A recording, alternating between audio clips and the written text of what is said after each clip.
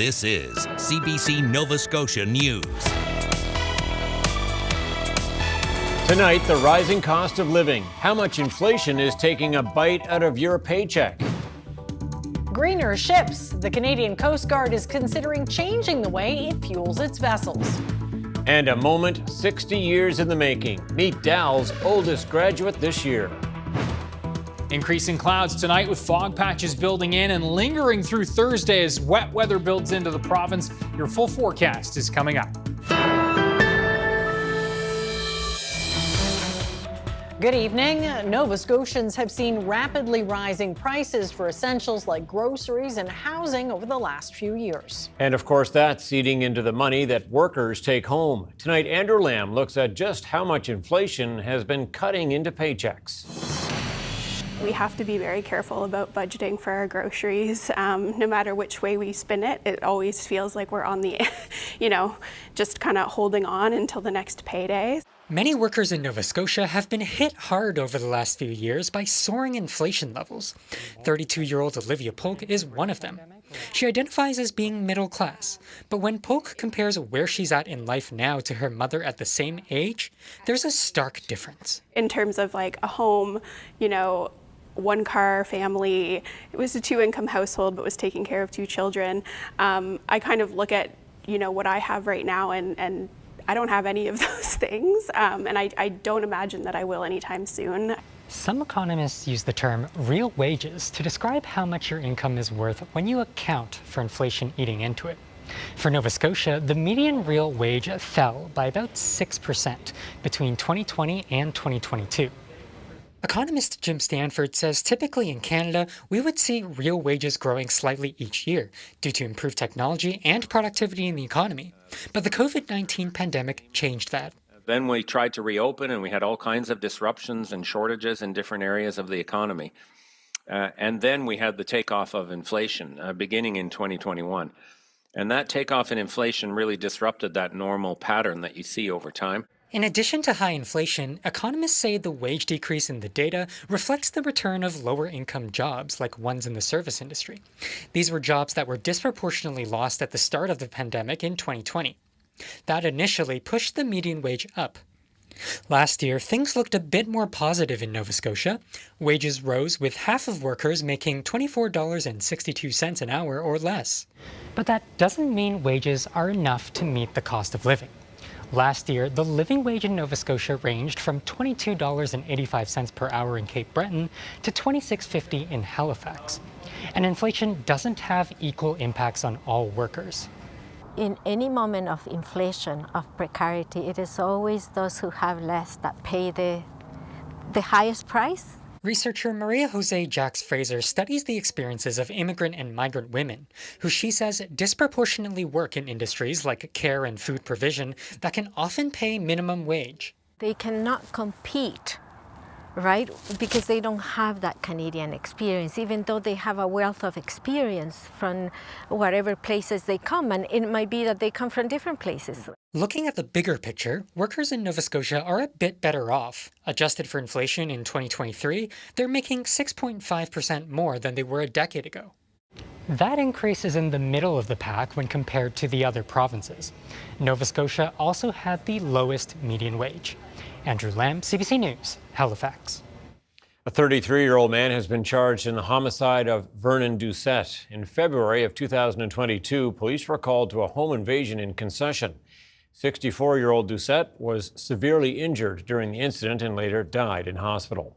Tyler Colbert Andrew Langford from Weymouth has been charged with second-degree murder.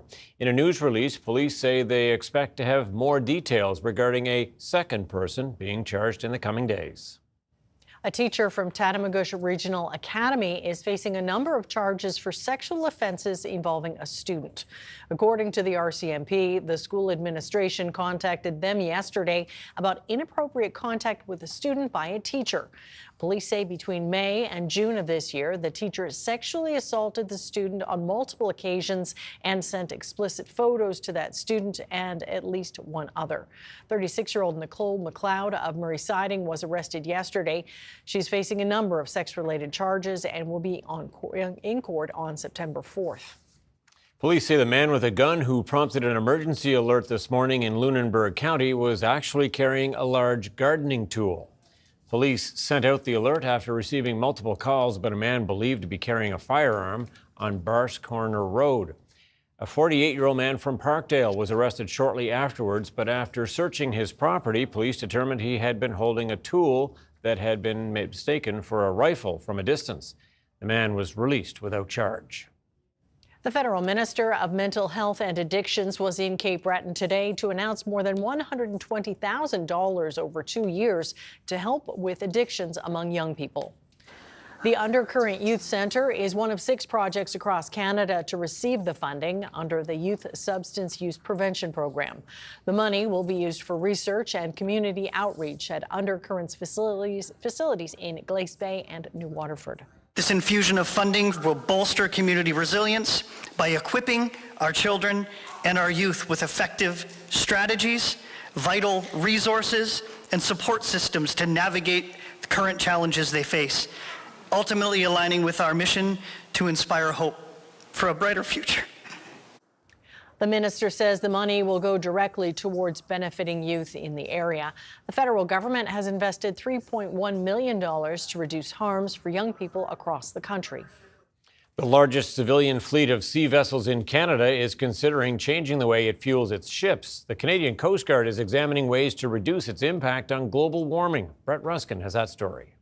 Canada's Coast Guard isn't the biggest emitter in the country, but it does have the largest federal marine fleet. More than 120 vessels, big ones like these, smaller vessels that patrol waterways, the Great Lakes, for example. So policy decisions that are made by the Coast Guard overall can really have an impact on all corners of the country.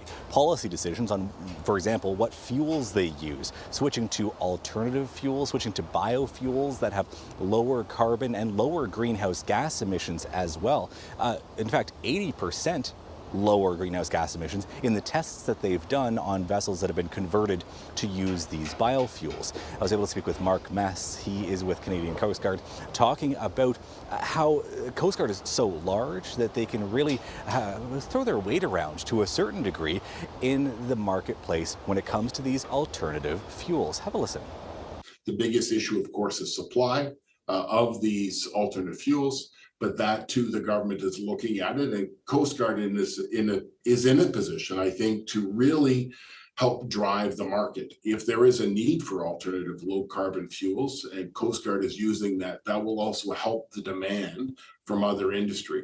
Now, one other technology that they are exploring are methanol hydrogen reformers. Now, I didn't know what a methanol hydrogen reformer was, began researching it. Basically, you have a boat that's either built or converted to run on clean hydrogen. But hydrogen is a tricky fuel. It needs to be kept cold, needs to be kept pressurized, and so methanol, on the other hand, is much easier to work with and to transport fuel, like on the trucks that you can hear going past, because it stays at a liquid form in room temperature, kind of like gasoline. So these on-vessel reformers would allow the Canadian Coast Guard to bring along and transport methanol to the vessel. Then it would convert that methanol into hydrogen, that clean burning fuel. Now, all of this obviously comes at a cost with this new type of technology with these alternative fuels. However, Mark Mess added that the cost of doing nothing, the cost of not seeking out these alternatives, is pricey as well. Having a marine environment that's safe, that is secure, we are going to have to focus. It has to be a priority for us. And so if it costs us to make sure that our ships are equipped and built with that, then so be it. But in the end, the long-term benefits will be to Canadians as a whole. So the next time you see those big red and white, clean, fancy vessels operating through Canada's waterways, just know that they might be even cleaner than they look because of these changes to cut carbon emissions. Brett Ruskin, CBC News, Halifax.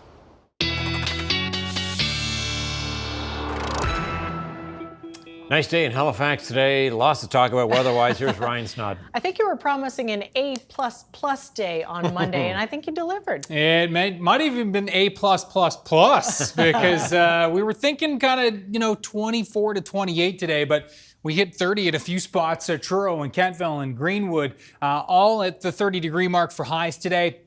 In a beautiful day across the province. Temperatures mid to high 20s across Cape Breton. Of course, cooler in the onshore winds along the Atlantic coastline, which have been breezy today. So a nice sea breeze if you've been lucky enough to be at the beach today. As we back things out, we do have some showers that are rolling through New Brunswick right now. Those are going to be staying to our north. It's this system here that's going to be building in and bringing us the wet weather for tomorrow.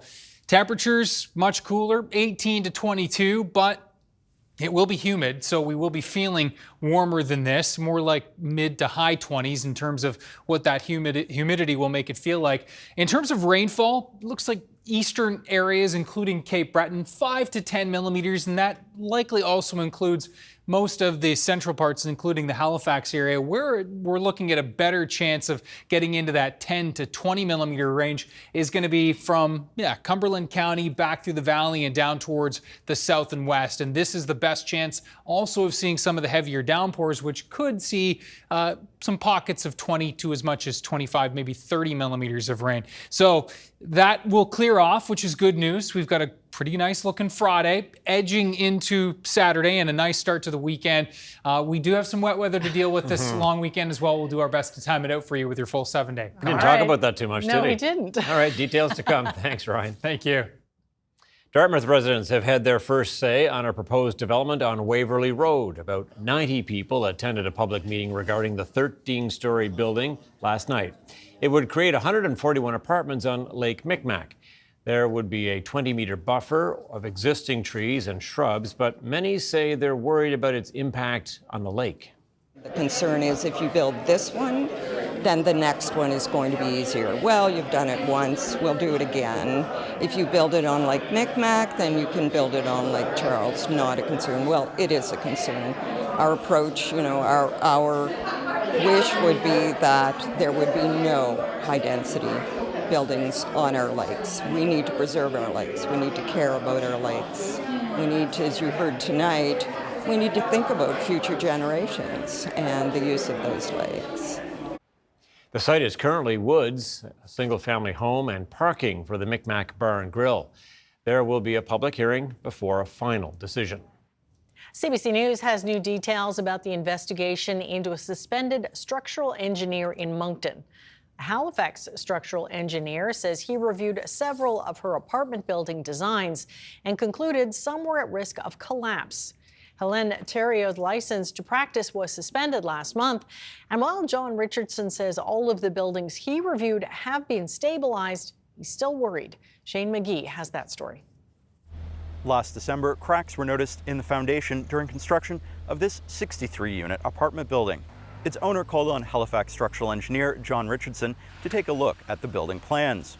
After reviewing them, Richardson says he concluded within minutes that there was a problem with its concrete slab over the parking garage. I've done numerous buildings similar to that, so I sort of knew based on how many levels were above, what the spans were, what that floor should look like. And this building just obviously didn't meet what I expected at all. In May, the engineer who designed the building, Helen Terriot, was suspended by her professional organization. Lawsuits have been filed against her firm, Match Engineering. In a court filing, Match Engineering admits certain deficiencies in design, but denies all other allegations. Richardson inspected the Dieppe building and concluded it was unsafe. The owner who called Richardson alleges a second opinion from another engineer echoed Richardson's conclusions about the design. With Richardson's input, dozens of temporary supports were added in the parking garage, followed by permanent reinforcement. The building's owner says it's now safe and set to open later this year. Back in January, after inspecting the Dieppe building, Richardson emailed the Association of Professional Engineers and Geoscientists of New Brunswick, expressing his concerns and detailing his findings about the building. But he did not file a formal complaint, which would trigger action. The association says that hindered its investigation, which eventually led to her suspension. The association suspended Terriot in May, citing alleged deficiencies in design of multiple buildings. But the Engineers Association hasn't said how many buildings or in what communities. Richardson says after reviewing the Dieppe building, he began hearing from other building owners and then municipalities. The city of Dieppe says it's identified about 20 buildings linked to Thériault in the community. Richardson says he's looked at designs and visited multiple buildings allegedly designed by Thériault. All of them have serious issues to varying degrees. Some are very highly overstressed. Others not as much, but they're all in some state of distress. He says he concluded the designs lacked capacity to hold up the loads the buildings might normally see, saying they seemed to lack a safety margin. It could lead to a collapse where the building, this transfer slab failed and everything, all the upper levels would come down a level into the basement. That's what we were afraid of. Richardson says evacuations were considered for buildings that were occupied, but the decision was made to let people remain as temporary supports were added within days. But all of the ones I've looked at that have these issues have been shored to the best of my knowledge. So the current and immediate danger has gone away. But he worries there are other buildings that haven't been checked yet, saying based on the buildings he's reviewed, they could be at risk of collapse. Richardson believes that any buildings Thériault has worked on should be reviewed and hopes his speaking out will prompt those reviews. The association says it has Thériault's files and is continuing to investigate. It says all known deficiencies in buildings have been addressed. Richardson's 38-year career included work on apartment buildings, schools, and the Halifax Convention Centre. But he says he's never seen anything like what he has while reviewing Thériault's work. We attempted to speak to Hélène Thériault about all of this. A lawyer representing her firm in the lawsuits declined to comment while the matters are before the courts. Officials continue to track an entangled North Atlantic right whale in the Gulf of St. Lawrence. The young whale was spotted east of Miscou Island last week with rope around her body and right flipper. The incident has renewed calls for Ottawa to implement its whale-safe gear strategy, first announced more than a year ago. So we are still waiting at this point to see something. I think all of the stakeholders involved want to know and see, some sort of a strategy or something that can come out. There will need to be extensive, I'm sure, comments, ways to strengthen or change that strategy. But, we're all kind of here waiting for the government to release something so that we can have that input. I'll talk to Kim Elmsley about how a whale-safe gear strategy could help. That's our Newsmaker interview just after 6:30. Canadian Blood Services says appointments for donor centres are unable to keep up with the rise in demand for services and that they need new people to start donating blood.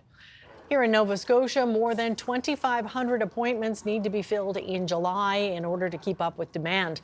Canadian Blood Services said in a news release that there's an increase in surgeries and treatments that require blood transfusions across the country. And as the population ages, the number of patients who need blood products is steadily rising. Well, a bucket list is something many of us have. Perhaps it's to visit a far-flung place or rise to the top of your industry. Ken Clark did all of that and more, but as Elizabeth Chu tells us, the 83-year-old still had some unfinished business. Kenneth Bradford Clark, Bachelor of Arts. How does it feel to be the oldest graduate? I'm happy that it got done. I can tick that off the bucket list. MITV News Director and anchorman Bruce Green. Bruce.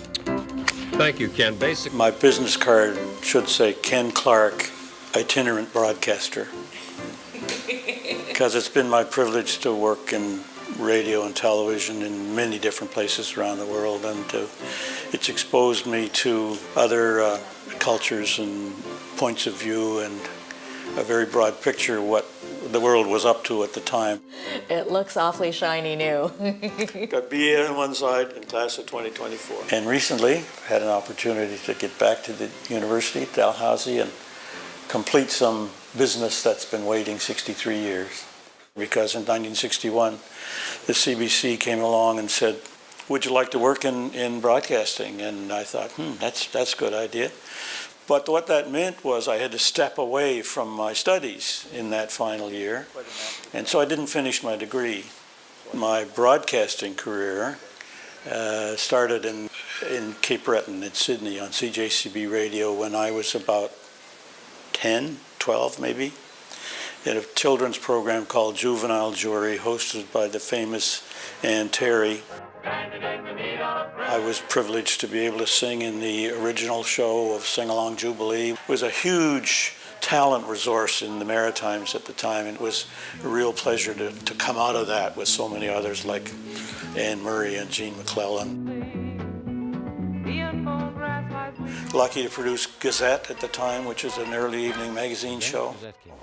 Nobody went anywhere without checking in with Rube Hornstein and the weather, and Don Tremaine and Jim Bennett and Lloyd McGuinness. I went to CJCB in Sydney in the sales department. I didn't know it at the time, but ATV was in the works.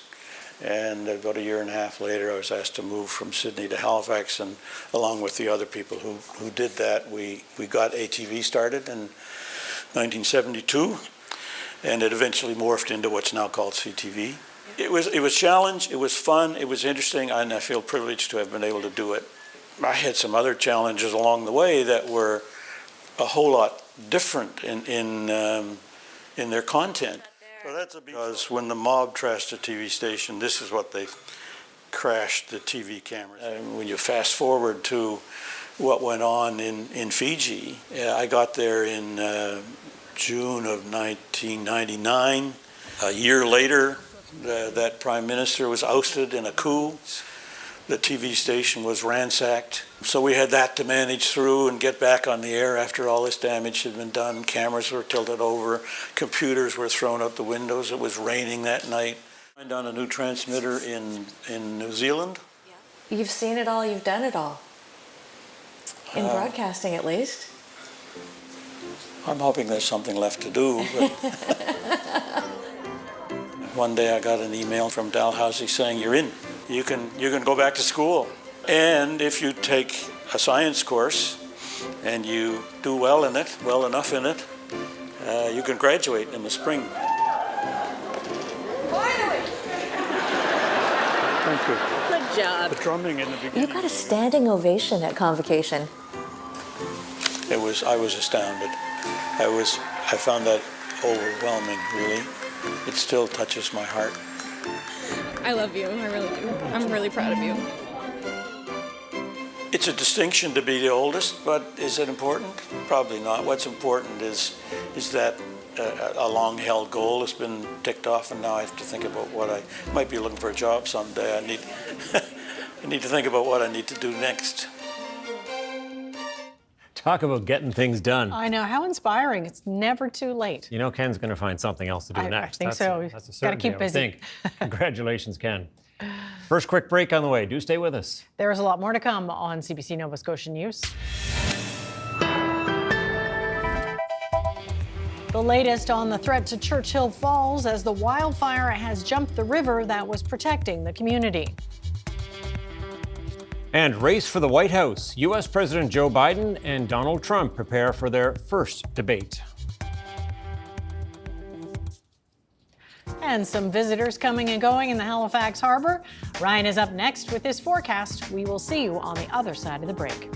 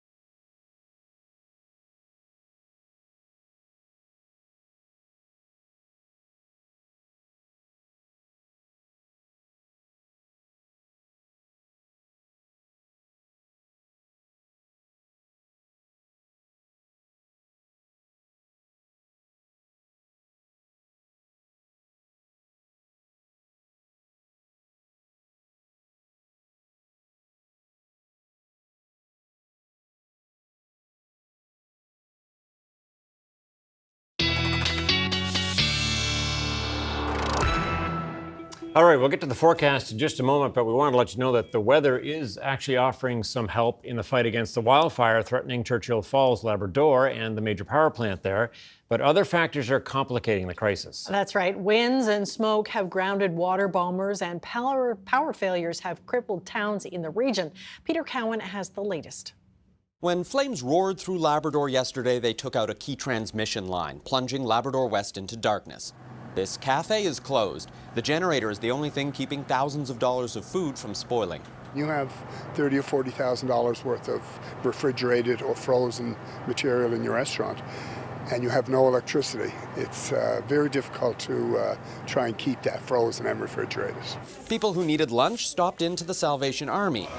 In Wabush, without power, water isn't safe to drink. But the brewery has clean water thanks to a filtration system. Well, I got no clean water in Wabush, so come over here, always a slight chance you'd mix up the hoses and fill it up with some lopstick lager. But no, seriously though, Dave's a good guy. It's good for him to open this up for everybody in Wabush. There's no one left in Churchill Falls, but the power plant continues to produce. If the fire allows, a team will fly in and try and restore the power line to Western Labrador. There's a reasonable probability that it's a switch. But there is always the possibility that it is a damaged piece of infrastructure, and the easiest thing to do at this point, when it is safe, is to try to reset the switch. If that doesn't work, then we'll have to wait until it's safe to actually do a full evaluation of the line itself. For the hundreds of people who normally live and work in Churchill Falls, they're now waiting in other communities and hoping today's rain helps in the battle against the fire. It's kind of numb right now, so to speak, because we can't believe this is actually happening to our small community. But it's great, and I hope that the weather do cooperate and Mother Nature finally dumps a load of water on Churchill Falls so we can get back to somewhat of a normal routine back in our community. Even with their power problems, people in Labrador West say they feel grateful. They know it could be a whole lot worse. They could be forced out of their homes like the people of Churchill Falls. Peter Cowan, CBC News, St. John's. Wow, so a little bit of relief there and things helping you a little bit. Yeah, temperatures cooling off there. Again, today was the rainy day, but it's not, sunny, dry, and hot anytime over the next couple days. So hopefully crews can make some more headway there. Fingers crossed. Yeah. Fingers crossed indeed. In terms of our forecast, we're enjoying the sunny, hot weather today, that's for sure. Today was a beach day. Oh, definitely. And yeah. And no one there. Well, when I loaded this camera in, this webcam shot about half an hour ago, there were a few folks. But they've all gone for supper. This is the place to be if you want to hang out on the beach all to yourself. There's room for us there. That's good. Yeah, definitely. Lockport, 24 degrees, mostly sunny skies there, although the clouds kind of building in over the last little bit. You can see temperatures right now anywhere from 12 Western Head, so cool in those onshore winds, no question. 16 at Lunenburg, 20 at Halifax, and as we look off to the north, those temperatures certainly a little warmer, and yeah, still hanging on to the mid to high 20s across the northern parts of the province. Looking at those southwesterly winds, which indeed have been breezy, sustained in the 20, 30 kilometer per hour range, and we're looking at some of those gusts upwards of 40 and 50 kilometers per hour this afternoon and into this evening, so that's certainly helping to keep things a little bit cooler if you aren't a fan of the hot heat. Now, as you can see, we are pretty quiet. Some showers in through New Brunswick as we move it out, and you can see this low moving through the Great Lakes. This is going to be our weather maker for tomorrow, bringing that wet weather in. High pressure kind of dominating further to the west, but it's an active pattern, as we said over the last couple of nights. The jet stream kind of a west to east flow here, so that highway, not many bumps in it, and those systems are clipping through at a pretty good rate. And as a result, we're going to continue to see some unsettled weather every other couple days. You can see those southwest winds tonight are going to be sustained near 20, except for Cape Breton, sustained near 30 with some gusts 40, even 50 kilometers per hour as we've been seeing this evening. So we'll be watching the clouds to build in, fog patches moving back in as well. Some periods of drizzle and a couple of showers overnight. Tomorrow morning, we're going to be watching these heavier bands of showers and even downpours coming in. Looks like late morning into the midday time period for most of us. We'll see things starting to clear out for the Tri-County area through the early afternoon, and this will again wander eastward. As we mentioned earlier, looking at about 5 to 10 millimeters for Cape Breton. in the eastern half of the mainland, 10 to 20 millimeters for the western half of the mainland, with a better potential of getting into those heavier pockets, maybe of 20, even 30 millimeters as some of those downpours do come through. There's also a risk of thunderstorms tomorrow, so be mindful of that. Temperatures ranging between 17 and 23 degrees across most of the east tomorrow, including Cape Breton, a little warmer there in Shetticamp. Looking at temperatures near 22 in Antigonish and 23 in New Glasgow. Temperatures closer to the teens along the Atlantic coastline with those southwest winds. And again, those fog patches will be lingering tomorrow, especially along parts of the coast. Looking at the west parts of the province, and that west to southwest wind keeping temperatures cooler into the teens. Inland will build into the 20s. Now for Friday, we're looking at isolated shower chances in the east and into Cape Breton. These, again, are just isolated. Overall, Friday's going to be a pretty nice day. Northerly component to the wind, northwest to be exact, and so that will keep temperatures feeling a lot cooler as well. That humidity that's going to be in the mix tomorrow, and it will be a muggy day, is gone for Friday as this drier air works in. There's that little isolated chance of a shower. Now for Saturday, high pressure dominating. This is high level cloud, which will be in the mix for Saturday, but Saturday looks dry, and that is going to be the pick of the weekend. We've got this system to contend with for Sunday. That is going to be bringing some rain, and we will be looking at a pretty damp day overall on Sunday. A little too early to talk about exact totals, but looks like likely 10 millimeters or more. So a damp day there, and then showers kind of tapering off throughout the day on Monday. The later in the day it gets, the drier it looks, and so that's kind of favorable. Fingers crossed for fireworks time and maybe a Monday evening outside. So we'll keep you posted on that over the next couple of days. Tom and No, Amy. you will. right. Okay, thanks so much, Ryan. Thank you, Ryan. The weather update is brought to you by Tourism Gaspésie. Plan your stay in Gaspésie at tourismgaspésie.com and enjoy extraordinary moments. Up next, I'll talk with Kim Elmsley of Oceana Canada about the latest whale entanglement and a new strategy she would like to have put in place to prevent future entanglements. That's our Newsmaker. Please stay with us. You're watching CBC Nova Scotia News.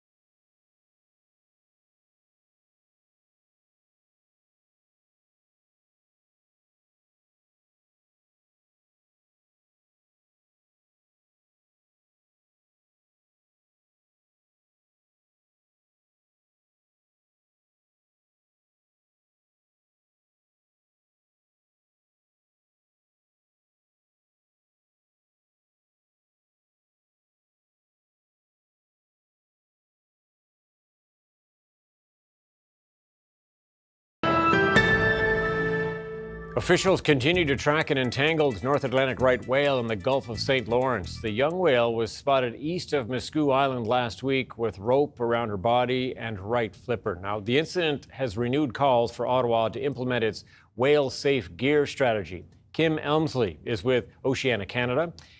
First of all, Ms. Elmsley, I know you aren't directly involved with this whale in particular, but what do you know about the incident, the latest here, and that's giving you cause for concern? Sure. Well, we did hear about this whale being entangled. So obviously a disentanglement is very dangerous. This is a calf, so it's still with its mother. And I'm sure that that's going to be, an added risk for the researchers and crews that are going out to try and rescue this whale. So, we're just watching this and hope that it's a really positive outcome. I understand that a tracking buoy has been attached, so they're able to better track the whale. I gather at this point we're not sure what waters the rope came from. Is that accurate? That's true. So, we can't determine if it's Canadian gear, fishing gear, or which fishery. So right now we just need to focus on getting the gear off the animal, and then the analysis can be done afterwards about where the origin of the gear was from. I know there's been a lot of talk over the last little while with the whale safe gear strategy from Ottawa. What is the status of that strategy as far as you know at this point? Because has not been implemented yet. Yeah, so the commitment to do this strategy was made by the minister back in March of 2023. So we are still waiting at this point to see something. I think all of the stakeholders involved want to know and see, some sort of a strategy or something that can come out. There will need to be extensive, I'm sure, comments, ways to strengthen or change that strategy. But, we're all kind of here waiting for the government to release something so that we can have that input. What might that strategy look like? What would you like to see in it? And what kind of difference do you think it could make? Yeah, so I think that this strategy will provide a lot of certainty to everybody that's involved, so that fishermen will really understand, what is going to happen. Right now, the measures that we get are year to year with the closures. So this will provide more of that long-term certainty and what the government's plan is to implement the use of ropeless gear within Canadian waters. Once we know that, then it can be planned for, gear can be purchased. It's just, again, it provides that certainty for us. Is there anything comparable in the United States? There is one very small fishery that is looking at using ropeless gear, but this, the Canadian fisheries that this would impact are quite large. So there's nothing really comparable that we have in the US. So I think that this would give Canadian fisheries a real market advantage over US products, especially as consumers are asking those questions about what the impact of the food that they're eating is having on ecosystems. Knowing that you're eating fish that's coming from ropeless gear that isn't going to harm whales is a market advantage. Okay, when you say ropeless gear, I know that probably has many different meanings. Can you paint a picture for people as to what that might look like? Sure. So traditional gear, we kind of think of having buoys on either ends. You think of lobster pots in a row or a crab pot that has buoys that are floating on the surface. A ropeless gear system doesn't have any buoys on the surface. So you don't have those lines in the water. Those vertical lines are what whales tend to get trapped in. And instead, the traps have mechanisms within them that, when released from the boat by the fishermen, allow the gear to surface. So it takes out that risk of the ropes in the water, but allows the fishermen to continue to fish.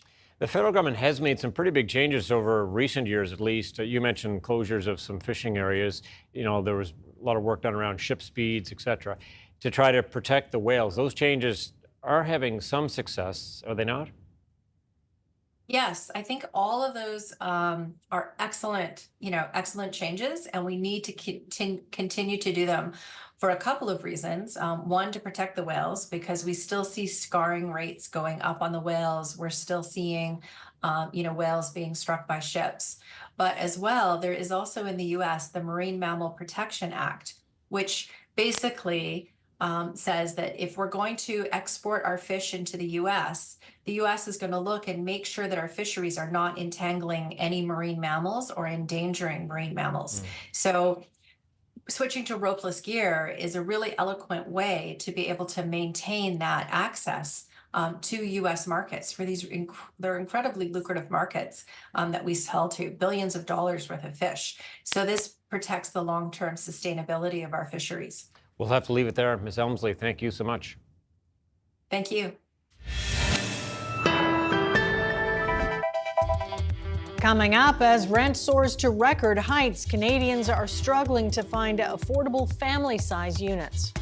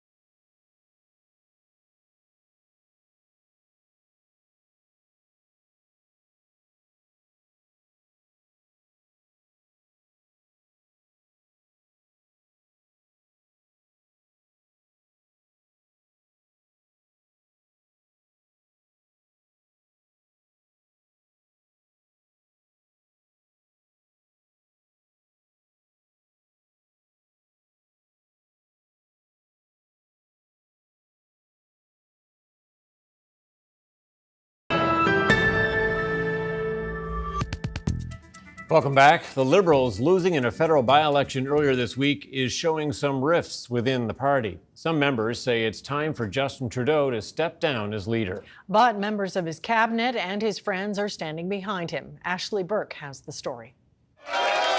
After a surprise victory that saw Toronto St. Paul's choose Conservative Don Stewart as its MP, I'm ready to join Pierre Poilievre's Common Sense Conservative team. questions remain about what the defeat in Toronto means for the Liberals in Ottawa. and if the Prime Minister should step down. None of the members of parliaments or ministers that I've spoken to have told me that they think that the Prime Minister should go. As some Liberal MPs privately questioned Justin Trudeau's future, publicly ministers for the second day came to his defense. My advice to him as a minister and as a colleague professionally is absolutely to stay on. This is a loss. Let's not minimize the loss. I think a lot of us have to take a step back and give our heads a shake. If there's an election today, the Liberals would lose pretty badly. The party's former pollster says it will take a major event like the U.S. election, a big new policy idea, or a multi-million-dollar advertising campaign to try and win back public support. I think they're going to have to draw a contrast with Poilievre at some point. It'll be very difficult for them to win the next election unless there is a high degree of discomfort about the prospect of Prime Minister Pierre Poilievre. One of Trudeau's closest friends and cabinet ministers is already arguing that's why Trudeau needs to stay. I think he's the best place to beat Pierre Poilievre, who, as I've said publicly, is a fake. He doesn't present any concrete vision of Canada that I support. It's a guy full of slogans. Most people don't really know what they mean. They may be catchy, but he reminds me of a wrestling manager from the 80s. With the House of Commons not sitting, the Liberal caucus isn't scheduled to meet until later this summer. But sources tell Radio-Canada that members of Trudeau's team are calling caucus members for their feedback. Ashley Burke, CBC News, Ottawa. The U.S. presidential election is less than 5 months away. For the first time in 4 years, Joe Biden and Donald Trump are set to face off in a televised debate tomorrow night. The location of the event, Georgia, will serve as a reminder of the controversy surrounding the last presidential election. Katie Simpson reports. Welcome to Battleground, Georgia, where final preparations are well underway ahead of tomorrow's presidential debate, the first of 2024. It'll be President Joe Biden versus former President Donald Trump. 90 minutes on a stage. There are 2 moderators and no studio audience, so no live reaction in the room.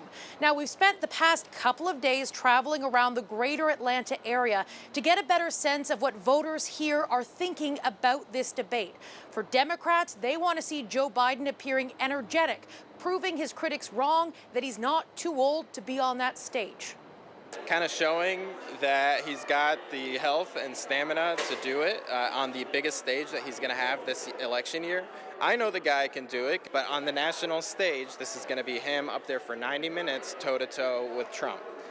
Republicans are quite excited to see what is going to unfold on Thursday night. However, they are looking for a different Donald Trump than what we typically see in public. They're hoping he'll be a little bit more restrained in the hopes that he doesn't come off as a bully. I think he just needs to stick to messaging, stick to what he has done, stick to his record. He has 4 years of good policy to go off of, where America, in my mind, especially compared to now, America was thriving. We weren't paying this much for gas. We weren't paying this much for groceries.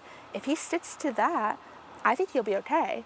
The fact that this debate is taking place in the state of Georgia will serve as a critical reminder of the scars of the 2020 election. Remember, Joe Biden barely won this state by about 11,000 votes. Donald Trump refused to accept the results of that vote and spread misinformation and lies about voter fraud. It actually resulted in charges against a number of officials on his campaign team, as well as his inner circle and himself, criminal charges in Fulton County. Now, that is something that voters here are grappling with, considering as they prepare to make their choice in the fall. Katie Simpson, CBC News, Atlanta. As the cost of rent soars across the country, many Canadians are struggling to find affordable housing for their families. And as Yvette Brend reports, that's taking a toll on their mental health. For Callie Ward and her 4 kids, trying to find an affordable rental has been a harrowing journey. It began a few years ago when her husband found work helping to build high-rises in Victoria, BC. The family followed right into a housing crisis. We came to Victoria initially, and the first initial house that we got out there was $5,500. And it was just really killing us. Hey guys.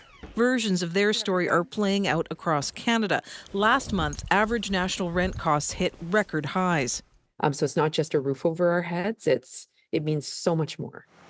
The lack of rental stock, especially family-sized, is taking a toll. So there's enormous social cost to having this mismatch.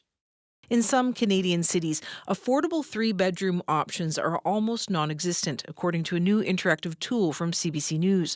The tool lets users input their income and browse cities to see how much affordable housing is available, according to federal data sources. It's not a problem of This author on housing affordability says the culprits are land use policies that limit city growth. The time has come to recognize that poverty is more important to deal with than urban sprawl. I felt like I was letting my children down because they don't have a room, they didn't have their own safe space. So this is a picture of him when he was... Callie Ward and her family have found a home in Edmonton, but it came after a tragic loss. They left Victoria for a smaller community in BC, both parents working 2 jobs, but her husband suffered a back injury. So my husband took his life due to all of the stress that we were going through. Callie's family is on the move again in search of affordability. So I was forced to move back to Alberta into another housing crisis. Not the life they dreamed of, but together they're rebuilding a home. Yvette Brand, CBC News, Vancouver.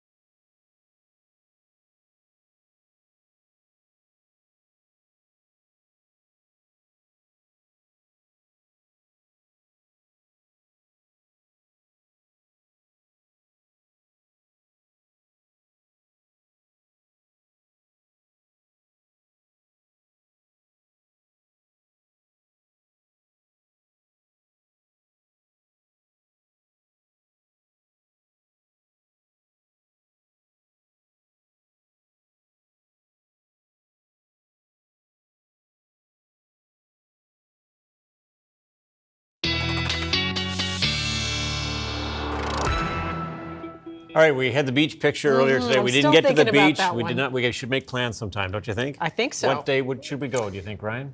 Saturday? Saturday's the day. Saturday's the weekend day for sure. And, maybe next Wednesday looks like a pretty good... Okay, I'll mark that. I'm off next week. I'll mark that on my calendar. I was looking right at you. You know me too well. Yeah, for sure. Have a look at our viewer picture of the day. Not just the beaches, which are nice. We've got a lot of places across this province. How about this from Upper Onslow and this? Very nice. Can't beat a good sunset, huh? No, yeah. There have been lots of good ones. Yeah, there have been. Yeah. Love the green there. And Andrea, thank you so much for sharing. Ryan's picks at cbc.ca. There are the temperatures tomorrow, 18 to 22, but again, feeling muggier than that, feeling warmer than that, given the mugginess. That mugginess gone on Friday, and the Atlantic coastline will be a pretty pleasant spot on Friday with that northwest wind. So just be mindful of that if you're maybe have Friday off and thinking about the beach. Looking at Saturday, we will be watching. So there's the rain for tomorrow. That clears out then as we look at Friday. Isolated chance of a shower. Again, that wind from the northwest, which is favorable for the Atlantic coastline. And then for Saturday, the wind's relatively light, which is great. We will see a little bit of a southerly flow kicking into the afternoon, but overall, not a bad day for Saturday. And then that wet weather comes in for Sunday. And with that wet weather kind of building in on Sunday, that will increase the mugginess again. And then it will kind of dry out throughout the day on Monday, both the rain and the mugginess as we look at that 7-day forecast. Looking, again, not bad Friday, Saturday, Sunday looks wet, clearing skies for Monday, but I think that the best beach day over the next 7 looks like it's going to be Wednesday of next week. Amy. Duly noted. All right. Take note, yeah. All right, well, with summer temperatures starting to rise in last week's heat dome, it's not just people who have been sweltering lately. Take a look at this. Zookeepers in York, Maine have been helping animals cool down with some icy treats. Some of the smaller animals get fruit encased in ice, while the bigger ones, like Moxie the tiger, get a chicken pop. That is, of course, just ice with raw chicken inside. Who doesn't love a cold treat on a hot summer day, especially with raw chicken inside? I'll take a popsicle. I think I would take a pass on that, yeah. Anyway, they're doing well at the zoo these days. That's it for us tonight. Thank you so much for watching. We will see you next time. Good night. Good night.